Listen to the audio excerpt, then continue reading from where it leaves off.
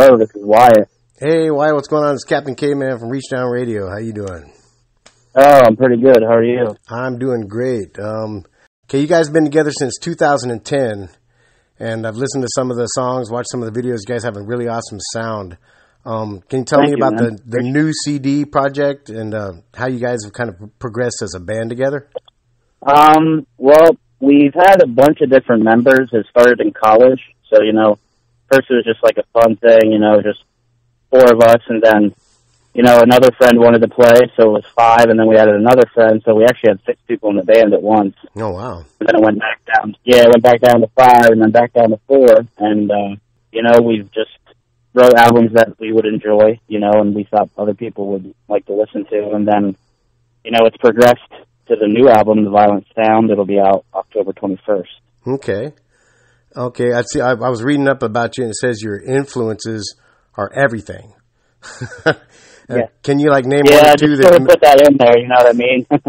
Can you name one or two that made you kind of that you guys kind of have in your little pocket that makes you kind of want to play music? Like one big one or an influence that everybody has. For me, heavy music. I would definitely say Korn and Alice in Chains were big ones for me. Okay, cool, man.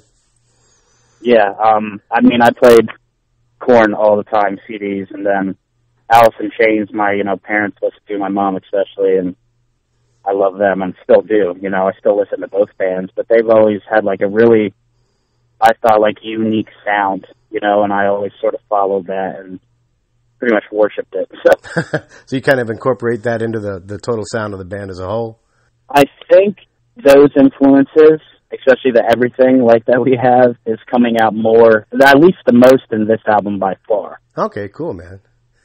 All right. Yeah, definitely you can hear those influences more than, say, since the beginning or the last records. It was more just we were trying to make very heavy music and having fun. We're still having fun, but trying to maybe, zone in on songwriting a little bit. Yeah, I've been a musician and been in a bunch of bands, and I know once you get to a certain point, sometimes the writing gets kind of hectic, and you're trying to get your own style, but you have the influences and things like that. It kind of sometimes it can break a band apart.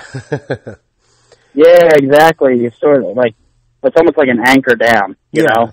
And it's nice to try something new as well, because if you continue doing the same thing, it's probably just kind of killer. Yeah, it kind of kills the mood. Okay, yeah. Next question. What was the first live show you went to, and how did it have an impact on you becoming a musician, and how old were you, and so forth and so forth? First live show I saw, my mom took me to, I was 7 or 8, I'd say, around there, and it was Aerosmith and Jethro Tull. Oh, wow. So your mom kind of had an influence on your musician. Oh, yeah, definitely. She's always been rock and roll and all that, and I can remember it, parts of it, but I don't remember specific songs. I do remember the Jethro Tull, when he did, I forget whatever his that main hit is, but he actually brought out a park bench and all that. Aqualung? Yeah, that's what it is. Oh, okay, yeah. Yeah, it's a badass tune, man. Yeah, but it was definitely cool. You know what I mean? Okay, so your mom actually had an influence on your first actual show. That's pretty cool, man. Yeah, she took me to a first real concert, and I was young too. So yeah, 7 or 8's pretty young. Yeah. So you guys are just, are you just touring down here, or you've been touring up there and you want to come down to Texas, or have you done a tour across the United States before? Or? Oh yeah, we've done the U.S. a few times now, probably 4 or 5, and we've done Canada twice, 3 times now, probably 3 or 4 more like it. I'm not sure, but we've been to Texas. And Houston too. We've been in Houston. I'd say at least 6 times. Oh wow! So you guys have actually done? Have you toured with any bigger bands, or is it just mainly you guys are the headliner? Or? Oh yeah, we went out with all kinds of bands. We went out with a really solid one when we released Soulless Hymns, which is our last record. It was Upon a Burning Body. They're actually from Texas, and Bela Maya, Volumes, Gideon, and then there's been other tours where we've been an opener for Carnifex, I Declare War, Oceano. Yeah, we actually were on with Sepultura we were supposed to do the second leg of their tour. Oh, crap.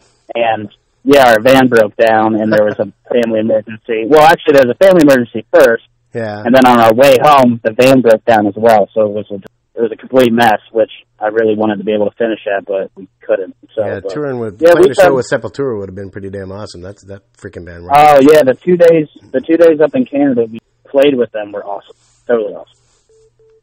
Oh yeah, let me go on to the next question here. What is the most interesting or kind of funny thing that's ever happened to you guys in a live concert? I'm not exactly sure about funny. I mean, there's always been definitely, like, on the road, there's always, like, weird things that happen or, like, you know, pretty crazy things but it usually doesn't involve, like, when we're playing. You know what I mean? Oh, okay. So you guys have more, like, Some Are Dead, they're always breaking down when they're on tour, like a tire flat or a tire falls off the trailer, stuff like that? Well, I guess, yeah, like, I remember 2 years ago, I believe it was, we came over, Donner's Pass there from, like, Sacramento over to Nevada to go back east to play Metal Fest in New England. And we broke down. Our fuel pump went out about 20 miles past Sterling, Nevada in the desert. So, yeah, luckily, it was almost nighttime. Luckily, we got through because our service was shoddy, but we got through and got a tow back, and we were in that Walmart parking lot for 2 days, pretty much. And yeah, it was crazy. There was a pizza shop, though, that we went, and it was really nice because the family that owned it actually fed us for free, helped us out. Their like grandson came over and tried helping us with the van, and we ended up pushing it over to Midas at like 7 in the morning on Monday because that's when they opened. Got a fuel pump in, and we drove all the way to Ohio straight to play a show and then get to Metal Fest the next day. God. The life on the road, man. It's always a fun adventure. Yeah, that was definitely a interesting few days. Why don't you, kind of getting ready to cut it short right here, but why don't you tell us about the show you're going to be playing at BFE, who you're playing with, and the date and everything? It's October 20th, I believe. Is that correct? Yes. I'm almost certain it's October 20th, BFE. I don't think we've played at that venue in Houston yet. Yeah. So I'm excited. It's a pretty good venue. It's a lot of good bands play there. Awesome. Yeah, we're playing there October 20th, which is actually the day before our release, so it'll come out that night then, the next day, that morning. And then we're playing with Traitors and Spite. Those are two bands that are coming with us on this CD release tour. And then there's, some locals that are playing too, and I believe one of them is I-Terra, which I know those guys. They've played with us before, and they're really cool guys, so I'm definitely excited for that show. Cool, man. Well, I just want to say thank you for taking the time to do this little interview. And we wish you guys luck, and we will see you in Houston on October 20th. Awesome, man. I'll see you soon. I'll see you at the show. Thank you for the opportunity and everything. All right. Thanks a lot, and you guys have a great evening. Yeah, you too. All right. Bye-bye. A Divine Right Live Mightyfishentertainment event.